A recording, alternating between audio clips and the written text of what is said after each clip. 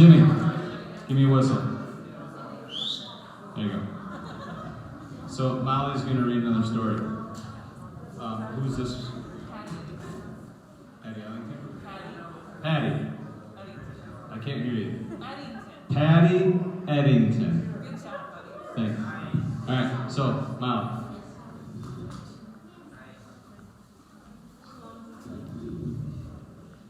This is for Jeff's memorial from Patti Eddington.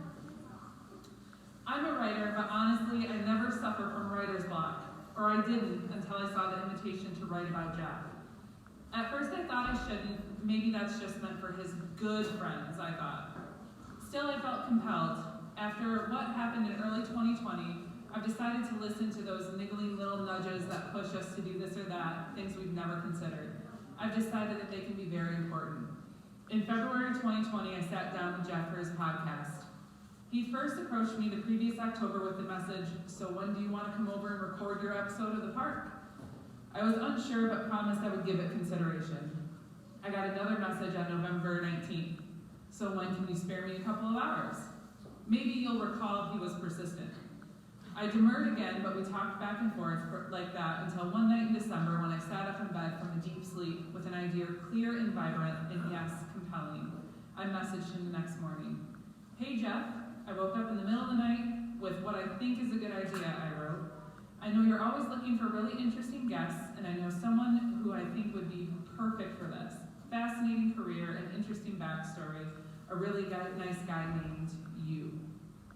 I'd acquiesced to be interviewed, I told him, but then I wanted the opportunity to interview him. My message went on for several paragraphs, trying to convince a man who I was sure was more interested in telling the stories of other people than his own. But he surprised me, and his answer came back simply, "Sure, I ain't scared." My husband Jim and I spent several hours with Jeff and Lisa one Saturday that February when I interviewed Jeff and he interviewed me. We talked and laughed and told funny and sad stories. He worked his editing magic and a few days later posted my interview of him and then messaged me updates every couple of days. Reach 720, engagements 134, pretty good. 3 days later, over 1,000 now. And still later, we're at a reach of 2,700. I wasn't surprised and I said so. His life story was fascinating and gripping. I told him I was delighted, and I was, but mostly because I'd listened to that middle of the night idea. And I'm happy now as well because all of us can go back to that podcast and listen to Jeff's stories in his own wonderful voice. He talked so lovingly of his childhood, his beautiful family, his work, and all of you.